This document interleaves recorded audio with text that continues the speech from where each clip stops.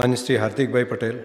માન્ય અધ્યક્ષશ્રી, જવાબ તો મને મળી ગયેલ છે, પણ મારે માન્ય મંત્રીશ્રી પાસે જાણવું છે કે માન્ય ગૃહ અને સહકારિતા મંત્રી માન્ય અમિતભાઈ અને માન્ય મુખ્યમંત્રી માન્ય ભૂપેન્દ્રભાઈએ વિશેષ આયોજન સાથે આ નળકાંઠાના સિંચાઈ માટેના પાણીની યોજનાનું કામ શરૂ કરાવેલું છે. પ્રથમ ચરણનું કામ લગભગ 400 કરોડના ખર્ચે એકાદ મહિનામાં પરિપૂર્ણ થવાનું છે, પણ દ્વિતીય ચરણનું કામ કેટલા સમયમાં શરૂ થશે અને એની સમયમર્યાદા શું છે? માન્ય મંત્રીશ્રી જણાવો.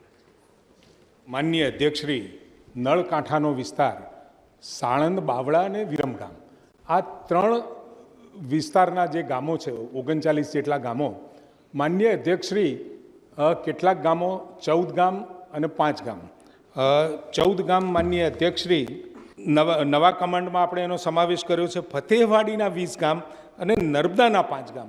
માનનીય અધ્યક્ષશ્રી, એક બાજુ ફતેહવાડી કેનાલ જાય, બીજી બાજુ નર્મદાની કેનાલ જાય અને આ ટેલ વિસ્તારના, કમાન્ડ વિસ્તારના ગામોને પાણી મળતું નહોતું.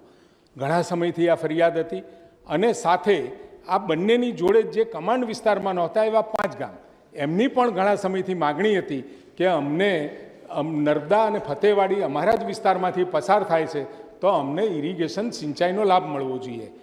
આદરણીય અમિતભાઈ શાહ સાહેબના ધ્યાને આવ્યું કે ખૂબ આ નળકાંઠાના વિસ્તારમાં, આ કમાન્ડવાળા વિસ્તારમાં પાણી નથી મળતું અને એની વચ્ચે રહેલા જે 5 ગામ છે એને પણ પાણી આપી શકાય. આદરણીય ભૂપેન્દ્રભાઈ પટેલ સાહેબે આશરે 1536.86 કરોડના ખર્ચે આખી યોજના મંજૂર કરી.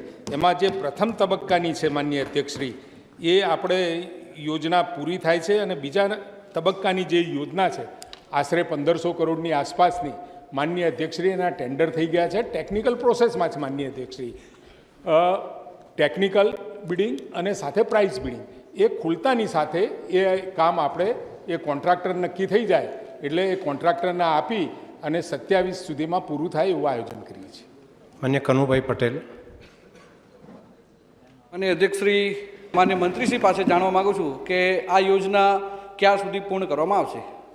અધ્યક્ષશ્રી, મેં કહ્યું એમ આ યોજના લગભગ 1500 કરોડની આસપાસની છે. એ યોજના ખૂબ ઝડપથી આપણે પૂરી કરવા જઈ રહ્યા છે, જેનું ટેન્ડરિંગ પ્રોસેસ ચાલુ છે. ટેન્ડર પણ આવી ગયા છે અને એ ટેન્ડરનું ટેકનિકલ ઇવેલ્યુશન કરી અને જે તે એજન્સી ફાઇનલ કરી એને કામ આપવામાં આવશે.